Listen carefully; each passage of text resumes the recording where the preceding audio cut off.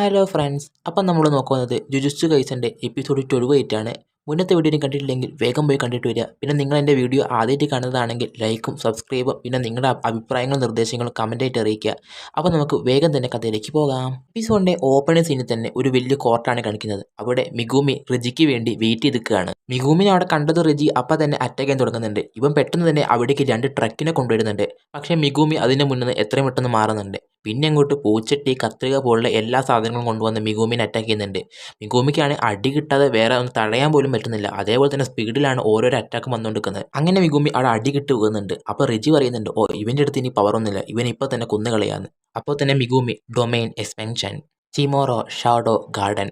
അപ്പോൾ തന്നെ റിജി ഷോക്കായി നിൽക്കുന്നുണ്ട്. പക്ഷേ റിജി അപ്പോൾ തന്നെ ഒരു സിമ്പിൾ ഡൊമൈൻ അവൻ്റേതായിട്ടുള്ള ഡൊമൈൻ അവിടെ ക്രിയേറ്റ് ചെയ്തിട്ടുണ്ടായിരുന്നു. ഈ റിജീൻ്റെ ഡൊമൈൻ്റെ പ്രത്യേകത എന്നത് ഒരാളുടെ ഡൊമൈനുള്ളിൽ കയറി അവന് ഡൊമൈൻ ഓപ്പൺ ചെയ്യാൻ പറ്റും. അതേപോലെ തന്നെ ആ ഡൊമൈൻ്റെ പവർ ന്യൂട്രലൈസ് ചെയ്യാൻ പറ്റും. അങ്ങനെ ഇവൻ ന്യൂട്രലൈസ് ചെയ്യാൻ നോക്കുമ്പോൾ തന്നെ പെട്ടെന്ന് തന്നെ നമ്മുടെ മിഗൂമി അവിടെ ഒരു പണി ഒപ്പിച്ചിട്ടുണ്ടാവും. അതായത് റിജീൻ്റെ ഡൊമൈൻ വെച്ചിട്ട് അവനെ തന്നെ അവൻ ട്രാപ്പ് ചെയ്ത് വെച്ചിട്ടുണ്ടാവും. ഈ റിജിക്ക് എന്തുകൊണ്ട് മിഗൂമിൻ്റെ ഈ ഡൊമൈൻ്റെ പവർ ന്യൂട്രലൈസ് ചെയ്യാൻ പറ്റിയില്ല എന്ന് വെച്ചാൽ ഈ ഡൊമൈൻ ക്രിയേറ്റ് ചെയ്തിട്ടില്ല. നമ്മുടെ മിഗൂമി ക്രിയേറ്റ് ചെയ്ത ഈ ഡൊമൈന് ഒരു ഹാഫ് ക്രിയേറ്റഡ് ഡൊമൈനാണ്, അതായത് ഇൻകംപ്ലീറ്റഡ് ആയിട്ടുള്ള ഒരു ഡൊമൈനാണ്. അതുകൊണ്ടാണ് അവൻ അതിൻ്റെ പവർ അബ്സോർവ് ചെയ്യാൻ പറ്റാത്തത്.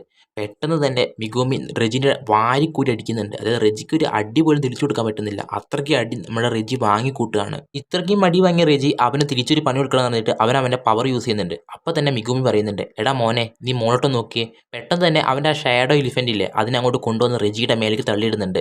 അപ്പോൾ എലിഫൻറ്റിൻ്റെ ഭാരം എന്ന് പറയുന്നത് 3 to 4 ടൺ വരെയുണ്ട്. അപ്പോൾ അത്രയ്ക്കും വലിയൊരു ഭാരം നമ്മുടെ റെജീൻ്റെ മേലേക്ക് വീണുകൊണ്ട് തന്നെ നമ്മുടെ റെജീൻ്റെ എല്ലാ എലുകളും പൊടിഞ്ഞു പോകുന്നുണ്ട്. അങ്ങനെ റെജിക്ക് മര്യാദയ്ക്ക് ശ്വസിക്കാൻ പോലും പറ്റുന്നില്ല. പക്ഷേ അവൻ വീണ്ടും മിഗൂമിനെ എങ്ങനെയെങ്കിലും കൊല്ലണം എന്ന് പറഞ്ഞിട്ട് അവൻ്റെ പവർ വീണ്ടും പുറത്തെടുക്കുന്നുണ്ട്. പക്ഷേ അവൻ ആ പവർ എടുത്തിട്ട് ഒന്നും അവിടെ വർക്കാകുന്നില്ല. അതേപോലെ തന്നെ ഒരു ഹാഫായിട്ട് മാത്രമേ അത് ക്രിയേറ്റ് ആവുന്നുള്ളൂ. അപ്പോൾ തന്നെ മിഗൂമി വീണ്ടും അവൻ അറ്റാക്ക് ചെയ്തുകൊണ്ട് നിൽക്കുന്നുണ്ട്. അങ്ങനെ മിഗൂമി അവൻ്റെ ഒരു ഭാഗം അവൻ്റെ ഒരൊറ്റ അറ്റാക്ക് കൊണ്ട് തന്നെ മുറിച്ച് കളയുന്നുണ്ട്. അങ്ങനെ അവനൊരു ഭാഗമില്ലാതെ അവനവിടെ തളർന്ന് വീഴുന്നുണ്ട്. അവനിനി ഒന്നും ചെയ്യാൻ പറ്റൂല. അപ്പോൾ തന്നെ മിഗൂമിൻ്റെ മനസ്സിലൂടെ കുറച്ച് ചിന്തകൾ പോകുന്നുണ്ട്. അത് ടെങ്കനാണോ ഇവനെ പറ്റിച്ചത് അതോ ഈ റിജിയാണോ അവനെ പറ്റിച്ചത്? ഈ ടെങ്കൻ പറഞ്ഞത് എന്താ വെച്ചാൽ കെഞ്ചാക്കുവിന് ഒരു സീക്രട്ട് ഡീൽ ഈ ടെങ്കനുമായിട്ടുണ്ടോ എന്നാണ് ഇവനിപ്പോൾ ഡൗട്ട് അടിക്കുന്നത്. അപ്പോൾ തന്നെ മിഗൂമി ചോദിക്കുന്നുണ്ട്, എടാ നിനക്ക് ഈ ടെങ്കനെ അറിയിക്കുന്നത്? അപ്പോൾ തന്നെ റിജി പറയുന്നുണ്ട്, ഓ അതിപ്പോഴും ജീവനോടെ ഉണ്ടോ എന്ന് പറഞ്ഞിട്ട് മിഗൂമിക്ക് അവൻ്റെ പോയിന്റ് ട്രാൻസ്ഫർ ചെയ്ത് കൊടുക്കുന്നുണ്ട്. അപ്പോൾ തന്നെ റിജി പറയുന്നുണ്ട്, ഞാൻ മരിക്കാൻ പോകുമ്പോൾ ചെയ്യുന്ന ഏറ്റവും നല്ല കാര്യമാക്കിയതെന്ന് പറഞ്ഞിട്ട് അവൻ അപ്പോൾ തന്നെ മരിച്ചു വീഴുന്നുണ്ട്. അടുത്ത സൈഡിൽ ടെക്കാബയായി മറ്റൊരായിട്ടുള്ള കിടിലൻ ഫൈറ്റാണ് അവിടെ കാണിക്കുന്നത്. അങ്ങനെ ഈ ഫൈറ്റ് നടന്നുകൊണ്ടിരിക്കുമ്പോൾ തന്നെ കൊഗായ അങ്ങോട്ട് വരുന്നുണ്ട്. കൊഗായ പറയുന്നുണ്ട്, റെജി ഇപ്പോൾ മരിച്ചിരിക്കുന്നു. അപ്പോൾ തന്നെ ഇവർ പറയുന്നുണ്ട്, എങ്ങനെയാണ് നമുക്ക് ഫൈറ്റ് നിർത്താം എന്ന് പറയുന്നത്. അപ്പോൾ തന്നെ ടക്കാബെ, ഓ എന്നാൽ ശരി നമുക്ക് ഫൈറ്റ് നിർത്താം, പിന്നെ എല്ലാവരും നീ പല്ല് തേച്ചിട്ട് വരണേ എന്ന് പറഞ്ഞിട്ട് ടക്കാബെ അവിടെ നിന്ന് പോകുന്നുണ്ട്.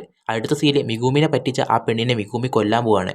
പക്ഷേ പെട്ടെന്ന് തന്നെ അവൻ്റെ സിസ്റ്ററിൻ്റെ ഓർമ്മ അവൻ്റെ മനസ്സിലേക്ക് വരുന്നത് കൊണ്ട് തന്നെ അവനെ അവളെ കൊല്ലുന്നില്ല. പിന്നീട് അവനവിടെ തളർന്ന് വീഴുന്നുണ്ട്. പിന്നെ തളർന്ന് വീണ് കിടക്കുന്നത് തന്നെയാണ് നമ്മൾ നേരത്തെ ഇവർ തിരഞ്ഞു വന്ന ഏഞ്ചൽ എന്ന് പറഞ്ഞ ആ പെണ്ണില്ലേ, ആ ഏഞ്ചൽ അങ്ങോട്ട് ലാൻഡ് ചെയ്യുന്നത്. അടുത്ത സീനിൽ കാണിക്കുന്നത് നല്ല പവർഫുൾ ആയിട്ടുള്ള 2 സോഴ്സസിനെയാണ്. ഈ ഒരു സോഴ്സറിന് 91 പോയിന്റ് ഉണ്ട്. ഈ 91 പോയിന്റ് ഉള്ള ഈ സോഴ്സറിനെ യൂട്ടപ്പ് കൊന്നിരിക്കുകയാണ്. അടുത്ത സോഴ്സറിനെ കൊല്ലാൻ വേണ്ടിയിട്ട് യൂട്ട സോഡ് എടുത്ത് നിൽക്കുന്നതും കാണിച്ചാണ് ഈ ചാപ്റ്റർ ഇവിടെ എൻഡ് ആകുന്നത്.